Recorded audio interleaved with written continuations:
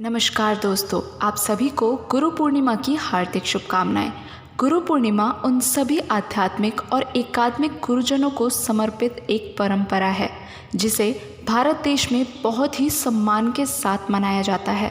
वैसे तो हर कोई जानता है कि गुरु की महिमा अपरंपार होती है, लेकिन गुरु की महानता को और गहराई से जानने के लिए आइए एक कहानी सुनते हैं।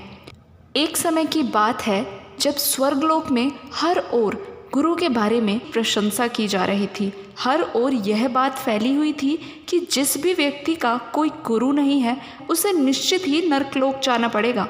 जब भी स्वर्गलोक में सभा होती तो गुरु की महानता की गाथाएं गाई जाती थी और यह सुनिश्चित कर दिया गया था कि जिस भी जीव का कोई गुरु नहीं होगा उसे निश्चित रूप से नरकलोक में जाना पड़ेगा और नरकलोक की अवहेलना झेलनी पड़ेगी, क्योंकि जिस किसी का भी कोई गुरु नहीं है वो अत्यंत पापी व्यक्ति है। उसके यहाँ पानी पीना तो दूर, उसके समक्ष बैठने से भी पाप लगता है। यह सुनकर वहाँ पर बैठे नारद मुनि बहुत चिंतित हो गए। वो विचलित हो गए क्योंकि उनका कोई गुरु नहीं था, पर वह इस बात पर ज़्यादा ध्यान नहीं देते थे। हर बार जब भी स्वर्गलोक में सभा होती तो सभा समाप्त होने के बाद जिस स्थान पर नारद मुनि बैठे होते थे उस स्थान को बहुत रगड़ रगड़ कर धोया जाता था। एक दो बार नारद मुनि ने इस बात को नज़रअंदाज कर दिया, लेकिन हर बार सभा के बाद जब उन्होंने देखा कि सभी जगह वैसे की वैसी ही है, लेकिन जिस स्थान पर नारद मुनि बैठे थे उस स्थान को रगड़ रगड़ कर धोया जा रहा है, यह देखकर नारद मुनि अपने शब्दों को रोक नहीं पाए और उनसे जाकर पूछने लगे कि अरे, इस पूरी सभा में केवल मेरी गद्दी को ही इतना रगड़कर क्यों धोया जा रहा है। वहाँ पर जो भी व्यक्ति सफाई कर रहे थे उन्होंने कहा कि हमें इसके बारे में कुछ नहीं पता, हमें तो जैसा आदेश मिला है हम वैसा ही कर रहे हैं। आपको इसके बारे में अधिक जानना है तो आप नारायण के पास जाइए। नारद मुनि वहाँ से नारायण के पास चले जाते हैं। उनके मुख से हमेशा नारायण नारायण का उच्चारण तो होता ही रहता है। नारद मुनि नारायण के पास जाते हैं और उनसे पूछते हैं कि हे नारायण, इस पूरी सभा में केवल मेरी गद्दी की ही इतनी रगड़ रगड़ कर सफाई क्यों की जा रही है। तो नारायण कहते हैं कि नारद मुनि, क्या बातें कर रहे हो, कुछ और बात करते हैं ना, किसी और विषय पर चर्चा करते हैं, इस फालतू बातों में क्या रखा है, छोड़ो। पर नारद मुनि कहते हैं कि नहीं भगवान, मैं जान के ही रहूँगा, इस पूरी सभा में केवल मेरी गद्दी की सफाई क्यों की जा रही है, इतनी रगड़ रगड़ कर, और ये हर बार की जा रही है, इसके पीछे क्या राज है।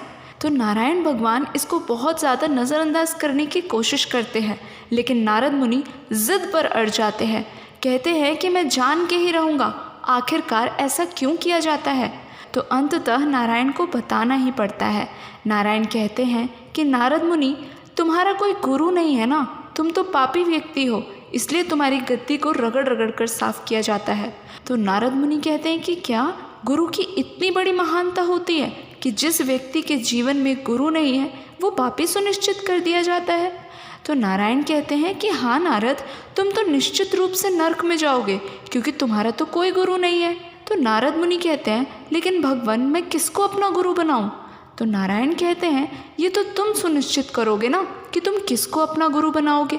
तुम किसी को भी गुरु बनाओ, लेकिन तुम्हारा गुरु जब तक नहीं होगा तुम्हें तो नरक निश्चित ही जाना पड़ेगा। ये बात सुनकर नारायण बहुत ज़्यादा परेशान हो जाते हैं और वो इधर उधर अपने गुरु की तलाश में निकल पड़ते हैं। वो पूरा स्वर्ग लोक नरक लोक तलाश लेते हैं, लेकिन उन्हें कोई भी अपना गुरु बनाने योग्य नहीं लगता। वो बहुत परेशान हो जाते हैं। उधर दूसरी ओर पृथ्वी पर एक चोर चोरी करने की योजना बना रहा होता है और योजना बनाते बनाते उसे लघुशंका आ जाती है। वो झट से पानी का लोटा उठाता है और दौड़कर लघुशंका समाप्त करने को जाता है और फिर लौटकर वापस आता है और अपनी चोरी का काम समाप्त कर अपने घर को लौट जाता है। और वो शाम को फिर योजना बनाता है कि वो एक जगह और चोरी करने रात को जाएगा और वो अपने घर चला जाता है। उधर नारद मुनि दोनों लोक में घूमकर अपने गुरु की तलाश कर रहे होते हैं, लेकिन उन्हें कोई भी उत्तम गुरु नहीं मिलता। वो बहुत परेशान हो जाते हैं कि अब तो मुझे नरकलोक जाना ही पड़ेगा और नरकलोक की सारी आलोचनाएं मुझे सहनी पड़ेगी। मैं ये सब कैसे बर्दाश्त कर पाऊँगा।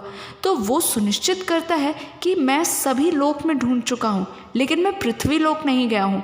मैं अभी पृथ्वी लोक जाऊँगा और वहाँ जो मुझे सबसे पहला व्यक्ति मिलेगा मैं उसे अपना गुरु बना लूँगा। ऐसा सोचकर वो नारायण के पास जाते हैं और कहते हैं कि हे भगवान, मैंने दोनों लोकों में बहुत तलाश की लेकिन मुझे कोई भी गुरु बनाने योग्य नहीं मिला। अब मैंने निर्णय लिया है कि मैं पृथ्वी लोक जाऊंगा और वहाँ मुझे जो भी प्रथम व्यक्ति मिलेगा मैं उसे ही अपना गुरु बना लूँगा। तो नारायण कहते हैं कि तुम्हें जैसा उचित लगे नारद, लेकिन जब तक तुम्हारा कोई गुरु नहीं होगा तुम तो पापी ही कहलाओगे और तुम्हें नरकलोक जाना ही पड़ेगा। ये सुनकर नारद के विचार और भी प्रबल हो जाते हैं और वो कहता है कि इस बार तो मैं गुरु बनाकर ही लौटूंगा। और इस विश्वास के साथ नारद मुनि पृथ्वी लोक चले जाते हैं। तो नारद मुनि जैसे ही पृथ्वी लोक पर अपना कदम रखते हैं और इधर उधर देख रहे होते हैं, तभी वो चोर अपनी योजना के अनुसार चोरी करने के लिए अपने घर से निकला होता है। लेकिन उसे रास्ते में फिर लघुशंका आती है और वो जाने के लिए लोटा लेकर इधर उधर दौड़ने लगता है। लेकिन तभी नारद मुनि की नज़र उस चोर पर पड़ती है और वो उसके पैर पकड़ लेता है और कहता है कि हे गुरु, आप ही मेरे गुरु हैं, आप ही मुझे मेरे कष्टों से बचाएंगे, आप ही मुझे नरकलोक की आलोचनाओं से बचाएंगे। तो चोर कहता है कि अरे तुम कैसी बातें कर रहे हो, मैं कोई गुरु नहीं हूँ, छोड़ो मेरे पैर, मुझे बहुत जाना है, मुझे जल्दी है। तो नारद मुनि कहते हैं जब तक आप मुझे अपना शिष्य नहीं मानेंगे, मुझे दीक्षा नहीं देंगे, तब तक मैं आपको जाने नहीं दूंगा। आप ही मेरे गुरु हैं गुरुदेव, मुझे अपना शिष्य बना लीजिए। तो उस चोर को बहुत ज़्यादा जल्दी होती है और उसको बहुत तेज़ लघुशंका आ रही होती है। तो वो कहते हैं कि ठीक है, तुम ही मेरे शिष्य हो, मैं ही तुम्हारा गुरु हूँ, अब तुम यहीं रुको, मैं भी आता हूँ। और वो उससे पीछा छुड़ाकर वहाँ से चला जाता है। जब चोर की लघुशंका समाप्त होती है तो वो वापस आता है और फिर कहता है कि अब बताओ क्या समस्या है तुम्हारी, तुम मुझे गुरु क्यों कह रहे हो। तो नारद मुनि चोर को अपनी सारी समस्या बताता है कि मैं स्वर्गलोक में रहता हूँ और स्वर्गलोक में ऐसा बताया गया है कि गुरु की बहुत महानता होती है और जिस किसी का भी कोई गुरु नहीं होता है उसे निश्चित रूप से नरकलोक में जाना पड़ता है। इसीलिए मैं गुरु की तलाश में यहाँ आया था और आपने मुझे प्रथम दर्शन दिए हैं, आप ही मेरे गुरु हैं गुरुदेव, मुझे नरकलोक में जाने से बचा लीजिए गुरुदेव। वहाँ बहुत आलोचनाएँ मिलती हैं, बहुत पीड़ा दी जाती है, मैं नरकलोक नहीं जाना चाहता गुरुदेव, मुझे नरकलोक की पीड़ाओं से बचा लीजिए। तो चोर उसकी सारी समस्या समझ जाता है और वो कहता है कि अच्छा एक बात बताओ कि क्या तुमने नरकलोक देखा है। तो नारद मुनि कहते हैं हाँ गुरुदेव, मैंने नरकलोक देखा है, मैं वहाँ पर होकर आया हूँ। तो चोर नारद मुनि को एक लकड़ी का टुकड़ा देता है और कहता है कि ठीक है, इस भूमि पर मुझे नरकलोक का चित्र बना कर दो। तो नारद मुनि उस लकड़ी से उस भूमि पर पूरा चित्र निर्माण कर देते हैं। उस चित्र में वो नरकलोक में मिलने वाली सभी पीड़ाएं और कष्ट और वहाँ के वातावरण का पूरा विवरण करते हैं और फिर कहते हैं कि देखिए गुरुदेव, इसी प्रकार से नरकलोक में पीड़ाएं दी जाती है, इसी प्रकार से वहाँ पर आलोचनाएं मिलती हैं, ऐसा ही माहौल होता है वहाँ का। तो गुरुदेव कहते हैं कि ठीक है और वो उससे वो लकड़ी का टुकड़ा ले लेते हैं और इसके बाद वो उसके चारों तरफ एक बड़ा गोला बना देते हैं और फिर कहते हैं कि क्या नरकलोक इसी तरीके का दिखता है। तो नारद मुनि कहते हैं हाँ गुरुदेव, ऐसा ही दिखता है बिल्कुल।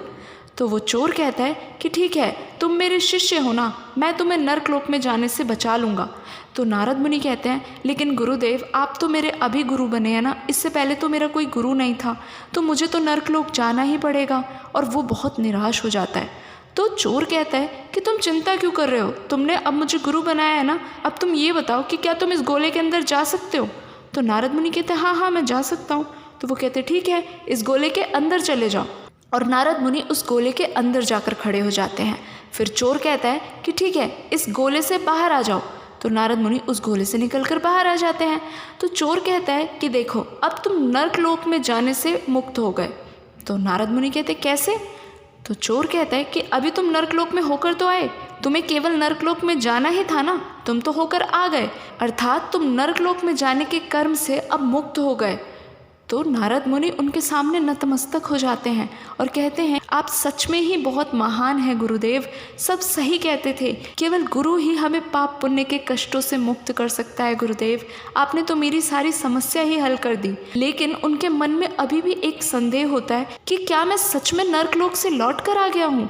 इसके लिए वो अपने गुरुदेव से पूछते हैं। तो वो चोर व्यक्ति कहता है कि तुम्हारे सारे पाप कट गए, अब तुम आराम से जाओ, अब तुम्हें किसी नरकलोक में जाने से डरने की कोई ज़रूरत नहीं है।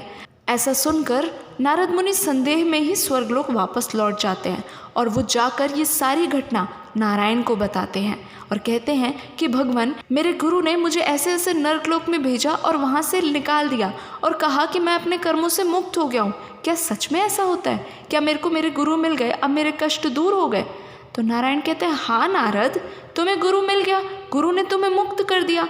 तभी तो कहते हैं कि गुरु चाहे कैसा भी हो, लेकिन केवल गुरु के पास ही ये शक्ति है कि वो अपने शिष्य को सभी पाप पुण्यों से मुक्त कर दे। जैसे एक चोर ने भी गुरु रूप में नारद मुनि की बड़ी सी समस्या को चुटकियों में हल कर दिया, इसी प्रकार जिस भी व्यक्ति को हम अपने हृदय से गुरु मान लें और उसकी आराधना करें, वो व्यक्ति ही हमारा सच्चा गुरु बनकर हमें हमारी समस्याओं से बाहर निकाल सकता है, वो भी इतनी सरलता से कि हमें विश्वास भी नहीं होता है कि हम सच में अपनी समस्याओं से बाहर निकल आए हैं।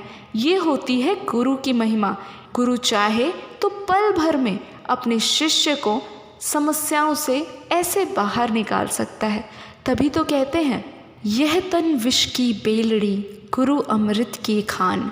शीश दिए जो गुरु मिले तो भी सस्ता जान।